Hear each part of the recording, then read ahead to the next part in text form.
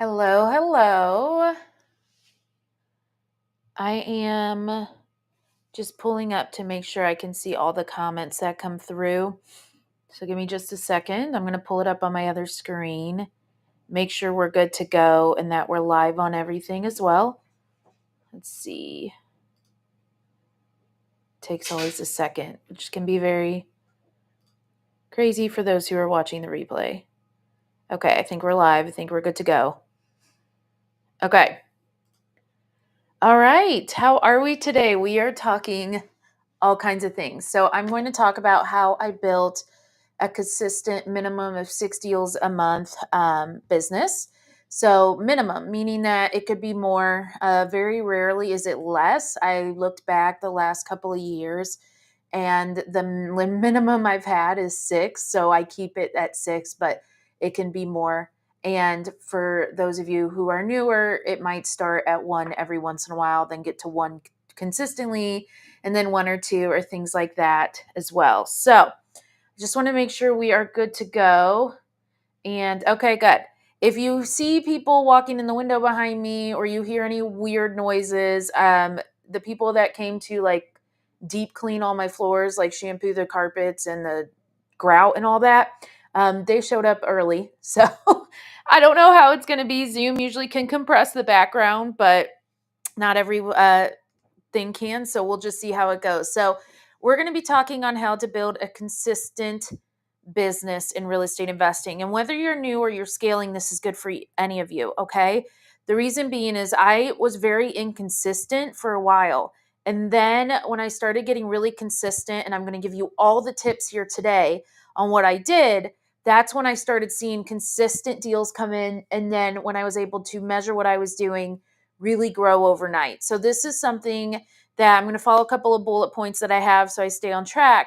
But this is something that happens. Now, what's really cool about this is I do this completely virtual. So that means that I do everything from the comforts of my own home, or if I'm traveling, things like that. I don't really go in person very often unless I'm already going there. So my main markets are St. Louis, St. Pete, Tampa, but I've done deals here in South Florida, Orlando, Chicago, Pittsburgh, and Philadelphia. So I have done deals other places. Again, I've never been there to do it in person. All right, so that's kind of what I'm sharing today.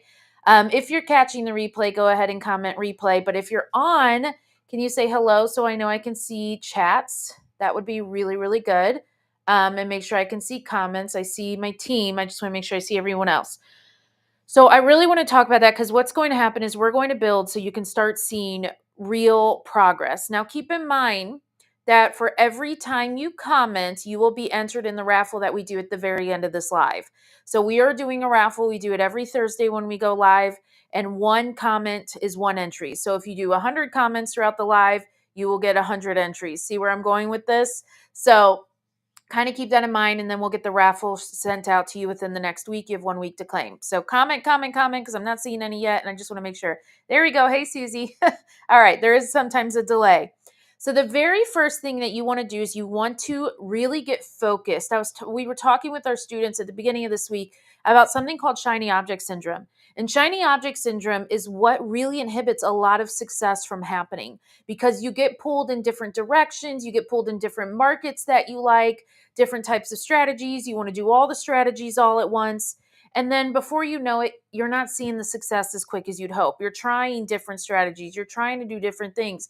And it's really just messing you up.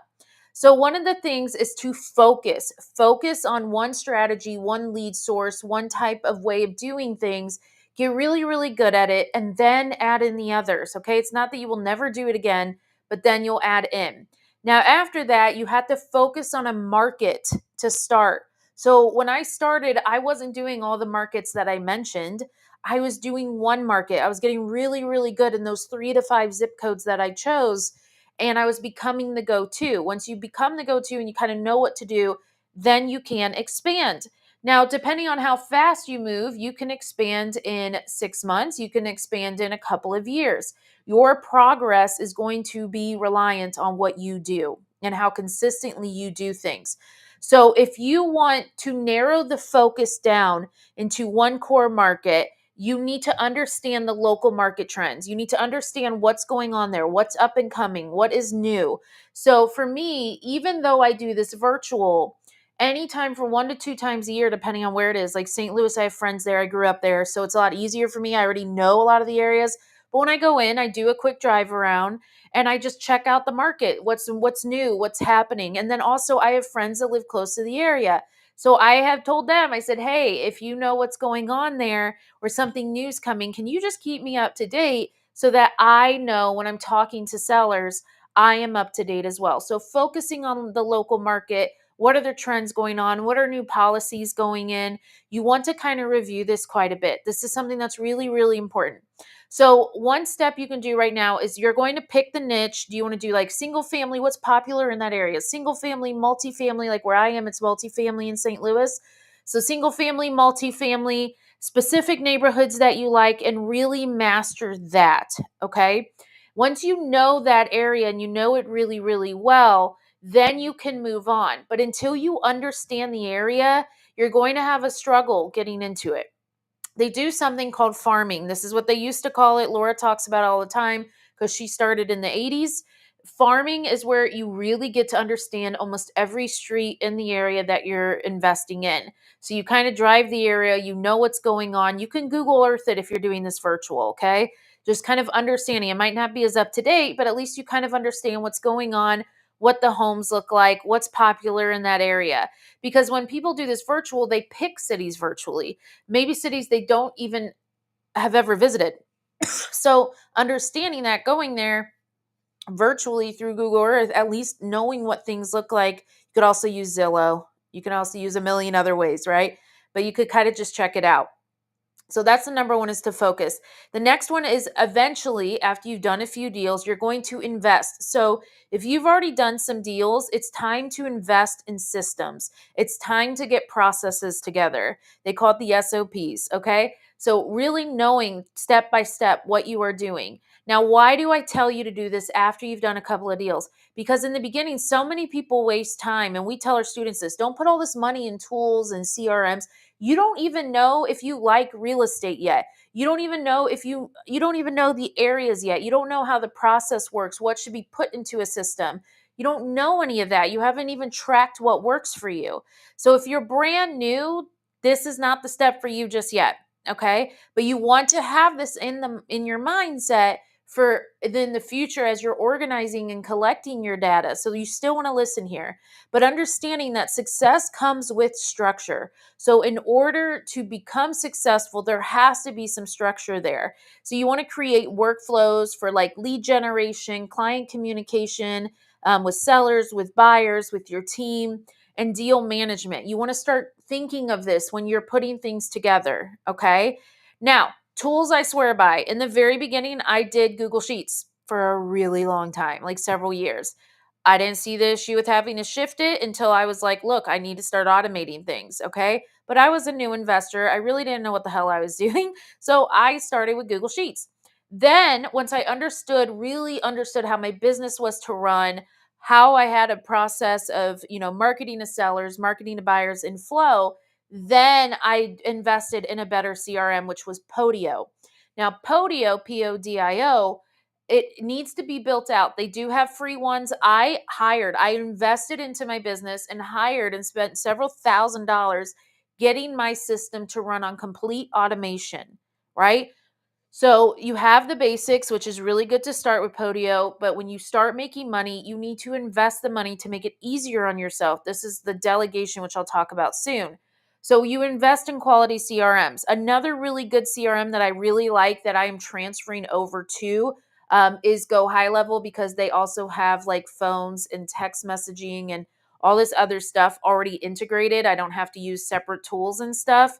So I am going to start transferring over there, but I'm always going to keep Podio. I have thousands and thousands and hundreds of thousands of leads. I'm not going to try and move all of those, so we will have those kind of running as well.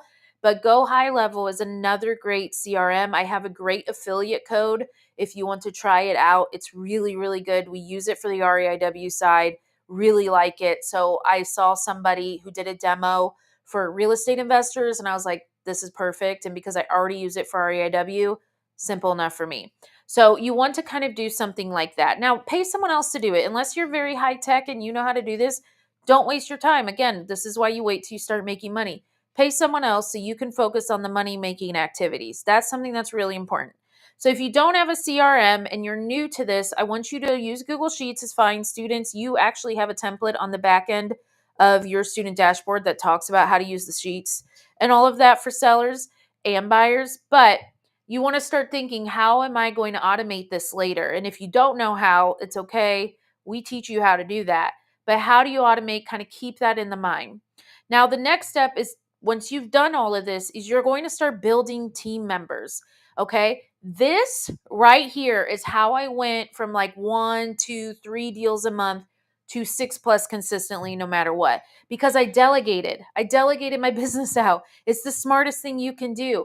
You can't do it all. And if you do, you're not going to keep your sanity in check trying to do 6+ deals. The amount of calls you have to do and all the back end work that you would have to do to keep this running successfully and keep your sanity is just, you have to move forward. You have to think like a CEO. You're going to have other people who probably love the job more than you do of doing these tasks. Let them do it. This is how you free up time. If you have to spend all day on the phone and talking to sellers, you can't free up time that way.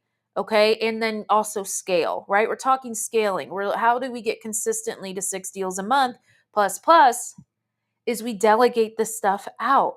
They will track the leads, they will organize the list, they will take care of things going to closing. You can get transaction coordinators, all kinds of stuff we'll talk about here in a bit, but you want to do that. And what you can do is, while they're doing that, you can focus on being the visionary, you can focus on dealing with the more hard to deal with deals and sellers. You can also make an impact. So your business can start shifting into not just impacting your life, but impacting families and also your employees' families, because you are able to employ people and take care of them and pay them so that they can take care of their family and their communities. So it's a way to always pay it forward. So if you can and you have the ability to, I want you to try and figure out a task that you can delegate out that someone else can do. I have seen some of our students involve their family or friends or even coworkers at their W-2 who's interested to start doing things. Okay. Now, just a reminder, comment. I've only seen one comment. If you want to be part of the raffle at the end, one comment equals one entry. So for every comment, I'd love to know though, what has landed for you so far. We're only one step in. So if you want to kind of figure out um, what has helped you so far, what notes have you taken, things like that, so I know better for next time if there's something that you feel like is missing. Now, the do's and don'ts of scaling. Do stay consistent. People do not stay consistent in this business. I see it all the time, but not just consistent in the business, consistent in marketing. Success doesn't happen in these like big bursts, okay? They come from all the things that you're doing consistently and daily. So those little consistent things, the annoying things, the nuisances, that's where your success comes from, okay? So I consistently am using social media. I consistently go off of referrals. I consistently use agents to help me out. I collaborate with them. We're consistently calling. We're consistently bringing inbound leads as well. We have things going all the time. And over time, these efforts do compound and they do show up in your business. All right. So you have all these consistent things going on, right? So I want you to choose a marketing strategy. It could be agent referrals, social media, anything like that, and commit to doing it every single day for the next 90 days. And then track your results. Okay. Do that. Track your results. Now, a don't is overcommitting. Something that happens with a lot of us entrepreneurs or a lot of us who are trying to scale is we try to do it all at once. Who is like that? Who is trying to do everything at one time? Scaling does not mean doing everything at once. I actually have learned that with scaling, I focus on quality more than quantity. And this is what keeps me from burning out. I do quality tasks. I focus on quality leads. I really nurture the leads before I burn through all my lists. Did I try every way to get a hold of them over a period of time, right? So you want to remind yourself that scaling is not about speed, okay? It's about sustainable growth. So you need to give yourself permission to move at your own pace and not what everyone else expects of you. Makes sense? Um, I'm not seeing comments, team. Can you let me know what's going on? Alex, I see yours though. All right. Now monitor your metrics, aka KPIs, ladies. KPIs, key performance indicator, measuring your results. A lot of people just get in and start doing all this stuff, but they're not measuring and they're not tracking what actually works. Okay. So, what gets measured can get managed. We can see what needs help. So, you track your conversion rates. What skip tracing service is giving you the most amount of phone numbers? What tool are you using that's creating the most amount of, you know, good leads, quality leads? What is the lead response times? What are your closing timelines? You track everything. Data will help you refine your strategies. And the reason I talk about this is because we have people who just do it all. They're just all over the place, making a mess and all of that. And they're not tracking what works. So their money, especially when you scale, goes into all these different ways, right? What if you didn't do that? You tracked everything that worked, you took away money and time into the things that don't, and you put more money and time into the things that do. What do you think's going to happen? You're going to scale. You're going to get bigger, and it's going to happen a lot quicker because you took the money away that wasn't working from these tasks and put it into what was. So you have more income going into what was and more time that's going into what was, and you start seeing that. So you can start with a spreadsheet. Eventually, you can build out your CRM to track these metrics, but you can start with a spreadsheet, and then you want to review it weekly, not monthly, but weekly, so you can catch if you start seeing downward trends or anything like that, okay, before you waste a ton of money, especially when you're doing it on a much bigger scale, right? Now, the next part is, do you want consistent closings? And if so, how do you get those? Okay. The first thing is it all comes down to leads. There are no closings without leads. And I know that seems like a given, but it's like we forget that we have to talk to leads to get this done, right? So using platforms, you can use like Marketplace, Zillow, PropStream, Realtor.com. You can find opportunities there. You can drive for dollars. Honestly, even though I'm virtual, this is one of my favorite things to do when I'm in the city that I'm investing in, right? Any of my markets, I like to drive around. I like to look. And as if I'm already driving around, I write down addresses of homes that I feel could be great. It's still one of my favorite strategies. Doesn't matter that I'm virtual. I really like to do that because then I have details on that home. I take notes so that when I make that first contact with the seller, I'll say, hey, I was driving by. I noticed this, this, and this. Are you interested in selling? Something along those lines. Okay. Now, you also need to get really good at evaluating your deals, understanding your numbers. What are properties going for in that area? What did the neighbor sell their house for recently that your seller may know? Calculating ROI, return on income, right? And then assessing risk if there are any so that you need to do it. Now, students, we teach you how to do this manually so that you're not using calculators because there's a lot of variables that people don't take into account when they're running their numbers, right? And so then they're doing like cap rate, 1% rules, things like that. That doesn't always work. You might not be making money doing a lot of these rules, the 70% rule, and then wondering why this stuff isn't working. So you want to understand that. So I want to give you some homework here. I want you to take 3 deals that you find on Zillow, PropStream, whatever you're using, even if you don't intend to close them. And I want you to get used to really sharpening your skills of running numbers without using the typical online calculators. They do miss a lot of stuff. It's great for an overview, but running your numbers. Students, I want you to do it the way we show you because then you can really get comfortable analyzing the deals, figuring out what your MAO is, your maximum allowable offer to your seller. And I want you to practice doing that. Okay, students, you can put it in the group. Now, just a reminder that if you want the raffle at the end, I need to start seeing some comments. Otherwise, Susie, you might be our winner because you're the only one that's commented so far. But I would love to know what's landing for you. Okay, my team's reminding me to have you guys comment. This is the first time I haven't seen comments on this live. So I don't know if people are even watching besides my team. All right. So that's okay. They can view it later. All right. So then we go into negotiations and contracting. You always lead with data, right? So transparency and professionalism is something that's really, really important when you're talking to sellers and buyers. When the sellers or my students are like, "Hey, I have to put in an offer that is lower," there's no way they're going to approve this, but they're also being delusional in what they're asking. I was just talking to a student yesterday about this. Guess what I said to them? I was like, you have to educate them. You have to talk to your seller, okay? So you want to be able to talk to your seller and educate them or your buyer saying why you're not going to accept their offer or why you're putting in a lower offer, things like that. Negotiation isn't always about winning, okay? It's about creating win-wins for your seller and your buyer, but it's also listening between the lines of what they're actually saying. Okay? There is a reason people think they can get these high house the house at the top of the market or above market because maybe they're like, "Well, I know the market was booming." Yeah, 4 years ago, 5 years ago, it's not booming now. So understanding that and having conversations with them.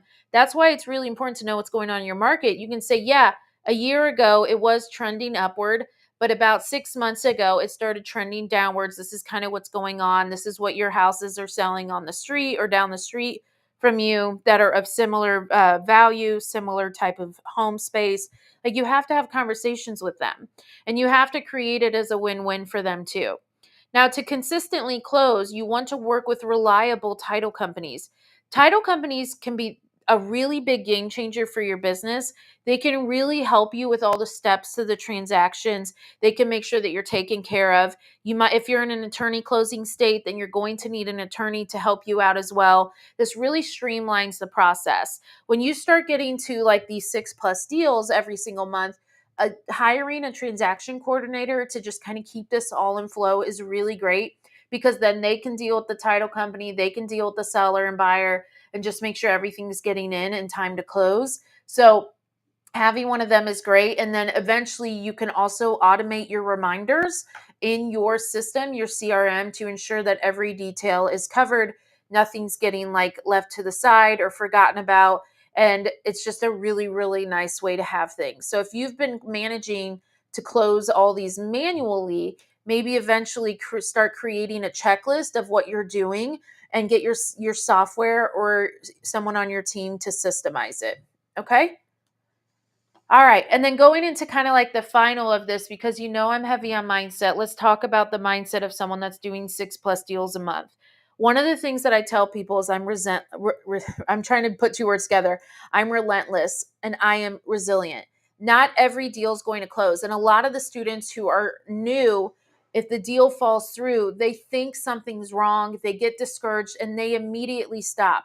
You have to remind yourself that every setback is an opportunity for something better. And even if the deal doesn't go through, you learn so much from every deal that you're doing, right? No matter if it goes through or not. And that's something that, I mean, think about offers on homes and how many times people have to back out on a home, right? For one reason or another. You have to remember that it's about staying in the game. It's about really keeping your head there and understanding that you're not failing, you're figuring things out, and that every deal's not going to close. And when you know that, you can prepare for that, and that discouragement might not be as heavy as it is if you don't know that and can't prepare. So the key is you have to keep showing up. You have to be relentless. You have to be resilient. You really have to be consistent no matter what's going on, okay? Even when they feel hard, even when they feel uncertain, you need to be showing up every day for your business because those are the moments and those little things that build your grit and also make you unstoppable. So I want you to do something that's called a bounce back plan. A bounce back plan is that if something were to happen that did not go in your favor, what can you do to bounce back? So in a way, can you take an hour and reflect on what went wrong, write down what you've learned from it, what you can do differently next time? Then you're going to move on to the next opportunity. You're not going to sit and dwell on what went wrong. One of the things that I have the students do that I ask them to do is to record their calls and listen to them again for themselves. You're going to hear yourself differently when you listen to your calls because then you can fix what you maybe didn't notice the first time. Have you ever listened to someone on the phone and said, "I would have said that differently"? It's the same way if you do it for yourself. Next is the abundant mindset. There's enough for everyone here. Everyone needs a freaking home, okay? So, period, point blank. Scarcity is not a thing, okay? Now, other people in the industry, professionals, I've even seen agents, or maybe even people in your own life will tell you that there's a lot of competition, that there's not enough deals, that you're already behind, right? But that's their fear talking. That's your fear talking if you feel that way, and it's all lies. Okay. I am in some of the biggest markets not having issues, but it's because I know there's homes for everyone. Even in the same block radius, are there homes for everyone? So when you believe in abundance, you can operate from a confident standpoint, not desperation, and that becomes magnetic for people. So I want you to shift your focus from fear to focusing on the journey of what's going on. And every morning, just say, what's an opportunity that I can pursue today? And then act on it. Okay. Last but not least is this work life balance. This is something that I have been heavily focusing on the last few years, but literally this year, my word was harmony. And that is creating balance between work and life and all of that. Scaling does not mean you need to work 24/7. Now, in the beginning, as you're building your business, you are going to have to put more time into it. But then eventually you are able to back out. But burnout is not going to create success for you. It actually slows you down pretty significantly if you're very overwhelmed and burned out. So make sure that you take time to rest. Make sure you take time to recharge, realign yourself with your goals. Stepping away does not mean you're slacking off. It's just a strategy you need to do. So when you're refreshed, you're going to think more clearly, you're going to show up better, you're going to make better decisions, you're going to show up stronger in your business. And this isn't just about building deals, it's about building this life that you really, really love. If you want to have a life you love, you cannot be burnt out every single day. That's not love, right? And that's not treating yourself right either. So, one of the things that I do is every day I am done by 8 p.m. from all tools, social media, anything, meaning that I put my phone away, I do different things, and I make sure that I am pouring in my cup. Every single morning, I don't even look at my computer till about 7:38 when I come in to do the affirmations. Then I get right back off and I don't come back till 9. Okay? That way I'm taking care of myself. I get up at 4:30 every morning and I do everything I can to take care of myself. These aren't just nice suggestions, ladies. These are things that really, really help. And your mindset really matters in this business. It's 90% of your success. You know, I had someone the other day that says, you focus heavily on mindset. And I'm like, yeah, because I can give you all the tactical tips in the world, but that's not what's keeping you from doing this, or you would already be doing it. It's your mindset. And if you're negative and you're frustrated and you're not thinking through or you're not being consistent, that all comes down to mindset. If you're procrastinating, it's not that you don't know enough, you're just freaking yourself out. Procrastination is a form of fear. So as soon as you know that, you can do better, because otherwise this makes it 100 times harder to do so, right? So you build this resilience, this relentlessness, this abundancy. You form it with you combine it with balance, and that's a foundation for a successful investor, right? But it is also the foundation for a life that feels good living, and that's something that I want to do. All right. Apparently, we're very quiet today, even though I've had the same 6 people watching this whole time. So that's okay. All right. So, oh, I see one. Okay. My team just sent me one from Instagram. Thank you. I will begin to drive for dollars, still learning how to effectively skip trace. Skip tracing is not, this is like the bane of my existence because people change their numbers like a million times. Okay, so skip tracing definitely is like the bane of my existence, but you will always find, and different tools work in different areas. So I could tell you tools that work, and then in your area it might be something totally different. All right. So if you really want like more of a deep dive of this, I am doing a wholesaling workshop coming up on, I think it's the 28th at 8 p.m. Eastern. It's talking how to virtually wholesale. I'm going to teach you how to find these seller leads, why you're probably going after the wrong seller leads that are not going to have you seeing deals soon, how to find buyers, how to build your system, who to have on your team, things like that. The exact process I did to go from 0 to 100, basically. So I'll be talking all about that. My team is going to put the link into the chat here if you're interested, but it's a lot deeper dive of what I just covered in the last 29 minutes, 30 minutes. Okay. Team, go ahead and pull raffle. So I just kind of wanted to do that. If you have any questions about what I covered, now would be the time to ask. It's been a very quiet week. I've never seen it this quiet, and I've done this during holidays. Like, this is insane to me, but that's okay. All right, my team says that, it's going good. So there we go. Okay, we're going to do that. If you're interested, though, and you want to get going now and you don't want to wait for a workshop, you can PM me on Facebook under Liz Klingseisen. It's the one where I'm still have the Christmas tree behind me. The other one's my personal one, but you can PM me there and we can talk about how to get you going quicker. Okay? Otherwise, there's the link right there for the workshop. All right. The raffle is, I'm going to pull this up now. Okay. So our raffle is very, very cute, very fun. Wanted to keep it simple here as well. So let me pull up the breakdown of what everything's included. You have 1 week to claim this. So you have a very cute purse. I like the purse. A Lux candle, face mask, skincare set, and $15 to Starbucks, just as our thank you for interacting today. So our winner is Susie Leach. And Susie, if you will email us at questions@realestateinvestingwomen.com by the end, that would be fantastic. By 1 week, that would be fantastic, with your address, your phone number, and your email, so that we can get a hold of you if anything, and we'll get that all shipped to your house. But you have 1 week to claim it. We have a lot of fun coming up in the group, so I hope that you stay tuned and to follow us on Instagram, subscribe to us on YouTube, the whole thing. Follow us in our Facebook group. That's where I give out a lot of content as well, a lot of information. But other than that, I hope to see you on our wholesaling workshop on the 28th. And I hope that I don't see any questions coming through. This is by far the quietest I've ever seen my chat, but that's